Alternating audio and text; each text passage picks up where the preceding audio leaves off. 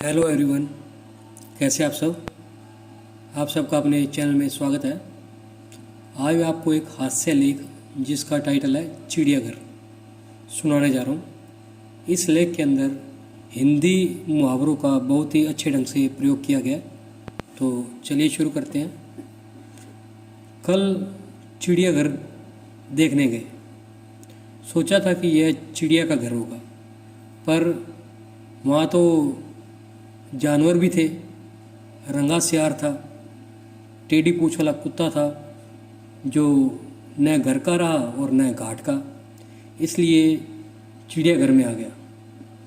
उसे वहम हो गया था कि उसके बिना बैलगाड़ी नहीं खींचेगी, पर यह सोच आ बैल मुझे मार वाली थी, जो कि कोल्हू का बैल भी बना सकती थी।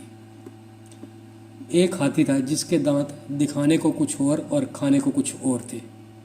हाथी की बात हो और चींटी ना हो, ऐसा हो नहीं सकता, क्योंकि एक चींटी हाथी को भी मार सकती है।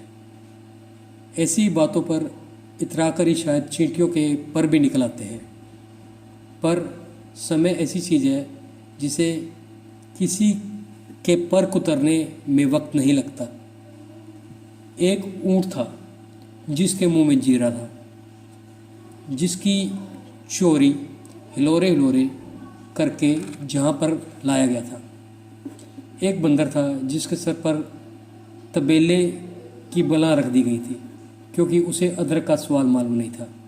इसके साथ ही एक बूढ़ा बंदर भी था जिसने अब तक गुलाटी मारना नहीं छोड़ा था। एक बिगी बिल्ली थी जिस पर कुछ लोगों ने अपना रास्ता काटने का आरोप लगा दिया था, इसलिए वो खिसियाकर खंबा नोच रही थी, क्योंकि अब तक उसके भाग्य से छिक्का नहीं टूटा था। इसलिए वह 900 चूहे खाकर हज को जाने की सोच रही थी। चूहे निकालने के लिए तो पहाड़ खोदने की ज़रूरत नहीं होती, पर हाँ, उस पहाड़ के नीचे ऊंट जरूर आ जाता है। फिर वह किस करवट बैठेगा यह कोई नहीं जानता। लेकिन जब वक्त खराब हो तो ऊँट पर बैठे को भी कुत्ता काट जाता है, और कई बार अंधी पिसती है और कुत्ता खाता है। कुत्ते को घी भले ही हजम ना हो, पर वो अपनी गली का शेर जरूर होता है। ऐसे कई शेर भी भौंके तो हाथी पर कोई फर्क नहीं पड़ता। एक शेर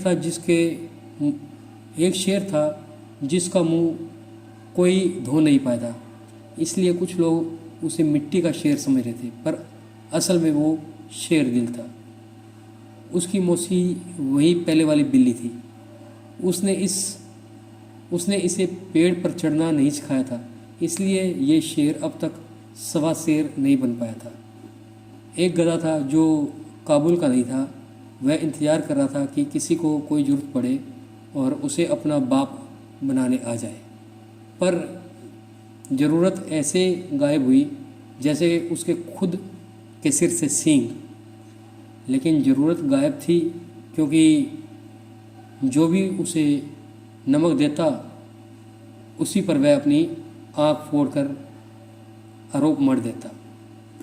वहाँ एक बकरा भी था जिसे अब तक बलि का बकरा नहीं बनाया गया था, इसलिए उसकी अम्मा अब तक खैर मना रही थी। सांप की एक बाम्बी भी वहाँ थी जिसे लोग पूजने आ रहे थे, पर वह घर आए सांप को नहीं पूजते थे, इसलिए वह उसे आस्तीन का सांप समझते होंगे जो कलेजे पर लौटने लगता है।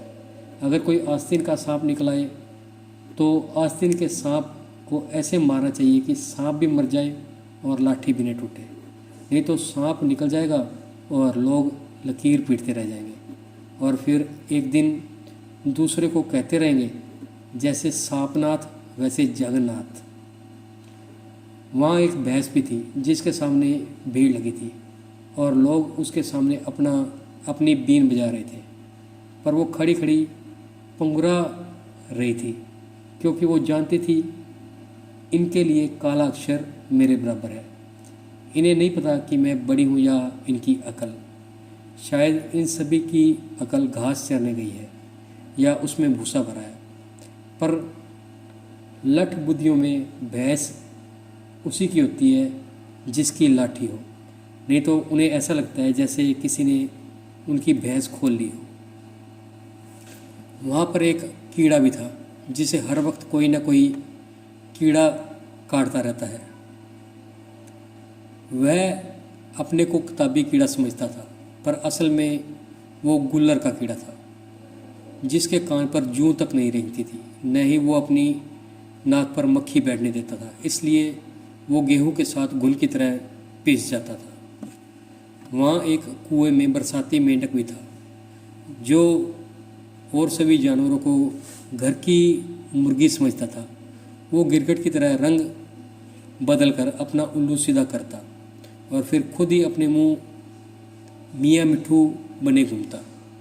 एक दिन इन अंधों में हाथ बटेर लगा तो वो मगरमच्छ से भी बैर लेने लगे। छोटी मछलियों को निगलना शुरू कर दिया। एक मोर था जिसे जंगल में नाचने का शौक था, पर उसे किसी ने नाचते हुए नहीं देखा। चिड़ियाघर में कोई चिड़िया नहीं दिखी, शायद वो खेत चुग कर जा चुकी थी। तो आपको ये लेख चिड़ियाघर कैसा लगा और इसके अंदर किस अच्छे ढंग से मुहावरों का प्रयोग किया गया, ये आप मुझे कमेंट में बताएं। और वीडियो अगर पसंद आई तो इसको लाइक कीजिए, शेयर कीजिए और चैनल को सब्सक्राइब कीजिए। बेल वाला बटन ज़रूर दबा दें ताकि हम ऐसी कोई और वीडियो डालें तो उसकी नोटिफिकेशन आपको मिल जाए। Thank you.